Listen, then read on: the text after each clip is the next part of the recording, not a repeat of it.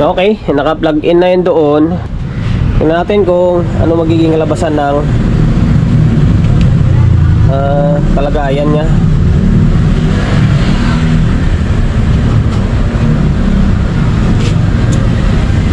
Ayun nga, naka-protect nga. Naka-protect. Channel C, channel D, naka-protect siya. Inilaw lahat. Previous vlog natin is medyo maliliit tayo. LX20, C5, CE7. Ngayon, balik tayo sa malalaki ulit. Joson na Moon Pro Max 4.13 na professional power amplifier. Naka 4 panito, naka 4 channel, kaya nga Max Moon Pro Max 4 channel siya. Okay, ayan oh. And then shout out, and then maraming salamat sa may-ari nito na tayo pinagkatiwalaan na gawin yung unit nila. Taga Pampanga, galing Pampanga pa ito. Yan, Makabibi yata to. Layo namang Pampanga, dinala pa rito para ipagawa sa atin. Okay, ang issue nito, channel C and then channel D daw is naka-protect daw. And then makwento muna tayo Ang issue kaya nagka-protect, parang ang pagkasabi, alam nyo yung dito sa may phone jack, di ba? Yung phone jack, pag nakasalpak siyang ganyan, tapos naka-volume yung amplifier, naka-volume yung mixer, tapos lumuwag-luwag to dito, sigurado aabutin. Sa kanya daw, nalaglag daw yung cellphone, nag-static, tinamaan yung amplifier. Na mangyari talaga yan kapag ganong senaryo, na di natin maiwasan yan yung ganong bagay ba. Kaya mas maigi i-laptop ang gamit talaga para nakapix lang. Tingnan nga natin kung ganon talaga yung problema niya.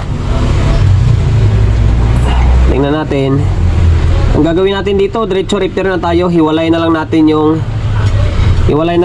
yung content ng pagre-review dito. Yun lang. Teka lang, putulin na lang natin tong isa Teka lang Okay, naka-plug in na yun doon. Tingnan natin kung ano magiging labasan ng kalagayan niya.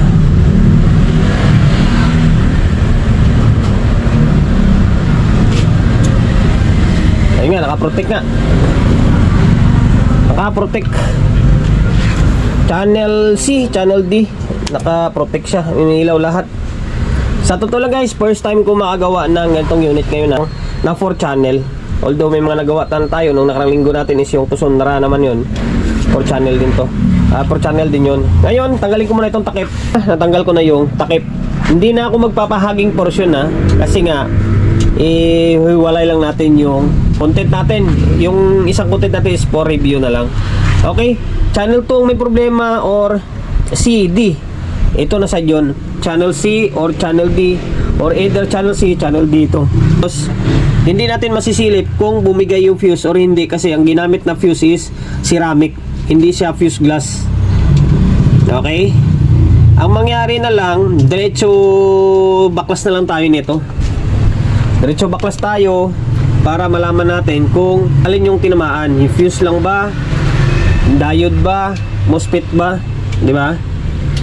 Makita nyo dalawa yung supply niya na capacitor, ito and then sa baba, kasi nga kabilaan yan.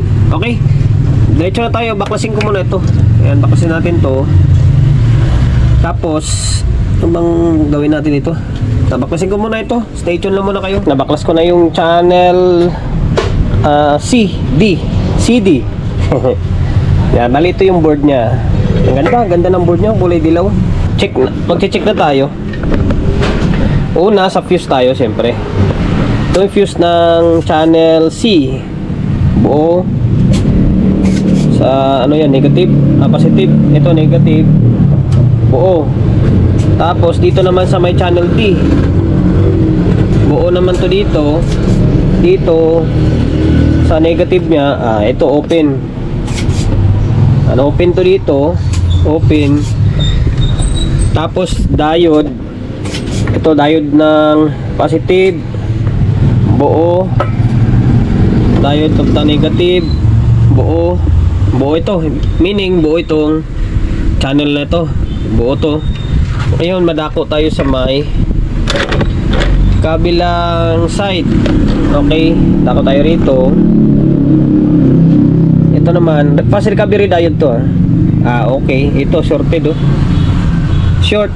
Dito yan channel na D. Sa may kabila, ayun lang, shorted din oh. Parehas.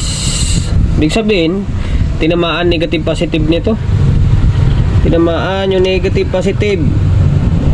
Shorted talaga oh. Dito sa may B positive, BL, yung GW0302. At pag ganito pala siya, pag ganito, dito may tinamaan dito. Ang problema sa ganitong design is yung bloke na resistor. Ang bloke na resistor ay patayo. Ang problema, pag mag-check tayo ng output, nako, pag mag-check tayo ng output, hindi kasi itong baklasin para matanggal lang yun, para ma-check mo pa isa-isa. Pwede siguro putulin na lang natin yung paa ng transistor. Kaysa magbaklas pa tayo nito lahat oh. Putulin lang natin yung base and then emitter niya na lang, para uli kahit yung emitter na lang, para ma-check natin kung may sa banda yung may shorted. Pambira na yan oh. Ito talaga yung disadvantage ng ganito klaseng mga resistor na bloke. Hindi katulad sa yung pahiga na pwede mong iangat na yung kabila. Ito kasi hindi. Baklasin mo talaga yung board. Okay, dito tayo. Pull ko na. Ayan, kung tamad kayo katulad ko magbaklas ng board, pwede naman. Ang gagawin nyo, putulin nyo lang yung paa sa emitter. Yan, emitter. Kung saan yung banda yung paa ng bloke, doon din kayo magputol. Pero huwag yung gayahin nyo na, baklasin nyo. Akin kasi tamad ako eh. Yan. Saan na ba? Ito. Ang short dito sa may dulo. Ito drive, tapos final output mula dito. Dito pa yung tinamaan. Ngayon, pakita ko sa inyo Tinamaan to. Ito. Huwag kayo mag-test dito sa taas kasi shorted yan. Dito kayo mag-test sa may baba. Ayan short to. Diba? Shorted Tapos, in the rest dito is buo to. Walang palo. Ikutin ko yung test prod para mas makita Ayan, hindi shorted. Hindi. Tapos ito buo.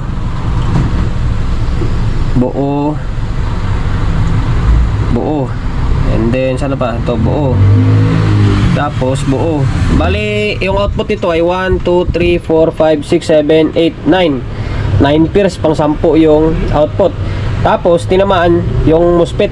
Ito, MOSFET tinamaan. Ito, short to. Sira Sira yung MOSFET. 70 and 20. 70 ano to? 70 ampere na 200 volts. 70 and 10. Ay hindi, 70 and 10. 70 ampere na 100 volts. Tama ba? Tapos dito ganun din. Sira din tong, sana yun? Ito.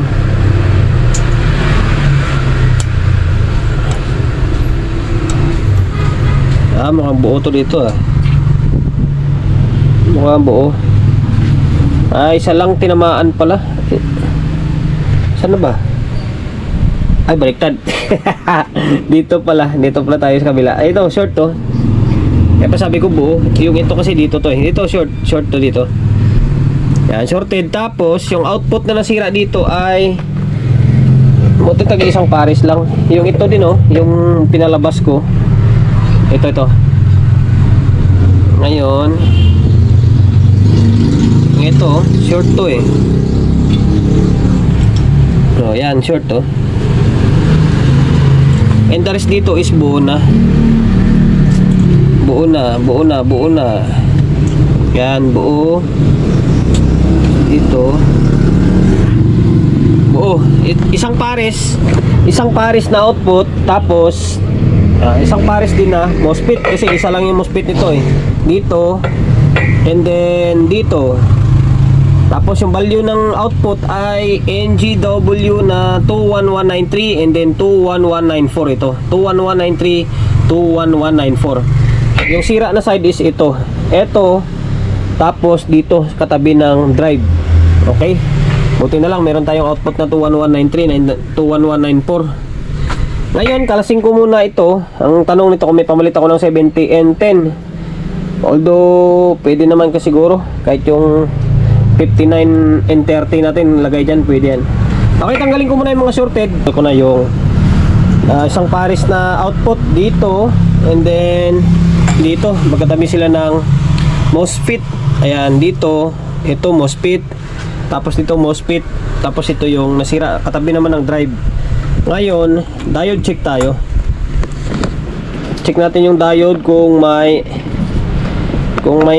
short pa. Kailangan mawala ng short para masabi natin na good na siya. So, dito wala ng short. Dito wala na yung short. Pwede na tayo mag-proceed. Bali, dagdagan na natin to or palitan na natin to ng MOSFET 70 and 10, tapos palitan natin ng output. Tapos itong fuse, wala tayong ceramic fuse, ay kabit natin dito is yung glass fuse na lang. Okay, palit na tayo ng output. Ito yung mahaba yung paa, ito, and then dito, ayan, mahaba yung paa. Tapos wala tayong 70 and 20. Ang meron tayo is 70 and 10 na medyo mababa yun. Need natin kapag nagpalit tayo, hindi baling tumaas yung value kaysa bumaba, di ba? Ang pinalit natin is 90 and 20 na. Mas mataas ito. Mas mataas siya, 90 and 20. Sabihin niyo na naman, hindi pwede. Pwedeng pwede. Yun nga ang sabi ko na mas okay na magpalit ka na mas mataas na value against sa mas mababa kaysa sa mababa. Ito yung nadali. Ito. And then, ito. Tapos ito. Yan yung isa. Yan, ito. Yung mga putol yung paa is transistor yan. Tapos ito yung MOSFET. Nilagay ko na nga sana ito. Kaso nung nabasa ko, 70 and 20 pala yung stock dito. Yan. Tabi natin to kasi magagamit pa natin sa iba yan. 70 and 10, mababa lang yan. Mababa na konti compare sa 90, sa 70 and 20. Alam ko ng 70 and 20, 70 ampere na 200 volts eh. Hindi ko pa ma-search. I-plus ko na lang sa my screen kapag na-search ko. Pilat natin 90 and 20 ah. 90 and 20. Mas matibay pa yan. Eto, and then dito. Tapos nagpalit na tayo ng glass fuse. Wala tayong ceramic eh. Ayan, okay. Ito nga natin ulit. Tester nga ulit natin diode kung may short pa siya dahil kompleto na yung parts. Wala na oh. Hindi na nga gumalaw siya oh. Kasi naka-reverse to eh. Naka-reverse tayo. Ito. Wala. Meaning, okay na. Sana okay na kamo. Ayun, ibalik ko lang muna to sa may casing. Sabay testing tayo. Binalik ko na yung board natin. Ayan, medyo mahirap lang magdukot ng wire dito kasi sagad-sagaran siya. Taming wire kasi naka 2 channel siya. Ngayon, testing natin ah. Okay, nakakabit lahat yan. Wala sa usapan namin ni Sir to na i-fix bias. Saka bago pa naman to eh. No need na i-fix bias. May magalit na naman sa atin, sabihin eh pinix natin na hindi tayo nagpaalam. Yung mga pinifix bias ko rito is yung mga nagde-declare lang or sila mismo nagsasabi na i-fix bias mo na kagad dyan sir ha. Yan, saka natin pinifix, diba? Kaya pinifix bias ko yan kapag sira na yung trimmer. Tsaka doon na ipapasok na ako na magde-desisyon na i-fix bias ko na. Okay. Natin kung bababa yung ilaw. Baka may umusok na. Wala naman eh. Normal na siya. Nag-normal na oh. Naka-power na lang. Yung protect wala na. Yung ilaw may bumabaga. Normal lang yan kasi naka 4 channel ito. Hindi mataas yung perahe. Tingnan mo naman kung gaano kalaki yung transformer nito. Okay, wala namang umusok eh. Ibig sabihin, okay na ito. Sukat na lang tayo ng biasing nya. Sa biasing na lang tayo. Dito, mag-ingat tayo kasi naka ground collector. Medyo maselan to. Ayan, nasa 0.3 yung bias. Oh. Yung stock to dito ay yung buo. Tapos, ito yung nirepair natin. Ito yung nirepair natin. Kailangan smooth na smooth kasi lagi ako nadadali. O, yan. No, 0.3. Walang labis, walang kulang. Although, wala naman tayo ginalaw sa may biasing eh. Nagpalit lang tayo ng output. Tapos dito, ito naman sa may kabilang channel. Okay. Dito, oh, same lang oh. Dito naman sa isa, check natin lahat. Uy, ano yan? Yeah, okay, diode pala yung na-check ko. Ayan, working, okay na. Naglagay na ako ng speaker and then audio input sa channel C, and then D tayo naglagay muna. And then medyo nakakalungkot, may napansin ako, bali itong binding post na. Although binding post na naman to, baka naka-speak on naman si sir. Bali yung pula tsaka itim, pambihira na yan oh. Ito yan sa may kabilang side oh, bali yan, para makita ni sir. Hindi ko alam kung, kasi ito kanina nakatabingi na to. Hindi ko alam kung sa pagkarga sa karton o ano, basta pag tingin ko sa likod, bali na, hindi ko lang napansin eh. Ngayon, sa likod kasi ang likuran niya, kaya hindi ko gano'n napansin. Napansin ko lang nung naglagay na ako ng speaker. Bali, speak ko naman yung gamit natin eh. Paliwanag ko na lang kasi yan. Hindi kaya palitan na lang natin. Bali, ito yung audio source natin, cellphone natin na isa. Sana may audio na. Ito. Okay, meron na. Yung C na to, di ko lang alam kung ito yun or dito. Malamang siguro ito yun. Baka ito yung C, ito yung D. Sa bala na. Para sa may audio. Diba? Pares na may audio. Ngayon, ito 20 natin para masabi natin na box na talaga siya. Kaya lang ito 20 natin. And doon, ayan, naka 20 na. Hala ka dyan. Okay, medyo delay lang yung una lang yung dito na side kaysa dito.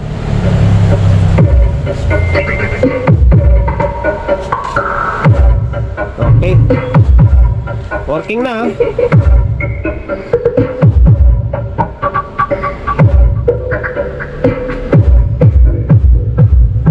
Ngayon, okay na, working na yan.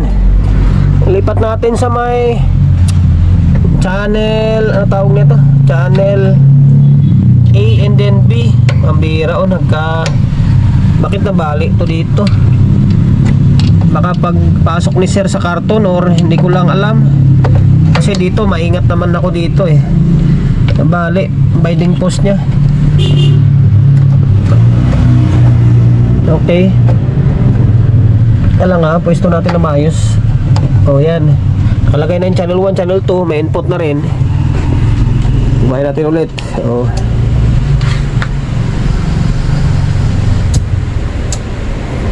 Okay. O, ayos na.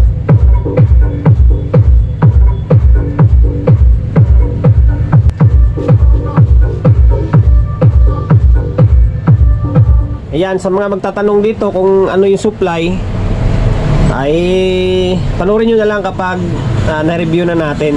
Sa ngayon, okay na. Yung nadali lang is yung NGW na 1 pair and then MOSFET na 1 pair. Tapos fuse niya si back. Okay, kaya mag-ingat kayo mag-ingat kayo sa mga unit nyo. Kasi sabi ni sir, itong input nga ng source is nalaglag daw yung cellphone, nagkaroon ng static, nadali yung isang channel. Diba? Ayun, sana nakapagbigay idea tayo sa mga pa natin technician na medyo bago-baguhan pa lang Sir from Pampanga. Bali, okay na tong unit mo Maraming salamat sa pagkakatiwala mo ng unit mo rito sa akin.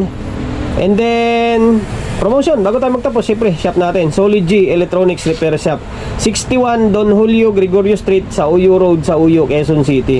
Social media pages natin, sa mga hindi pa nakapag-follow, paki-follow, and then siyempre paki-share na video natin sa my Facebook, YouTube channel. So mga hindi pa nakapag-subscribe, paki-subscribe, like, share, and then siyempre paki-hit ng bell button sa gilid para updated ka sa mga susunod na video na i-upload ko. Ingat, God bless, and then peace out in lahat.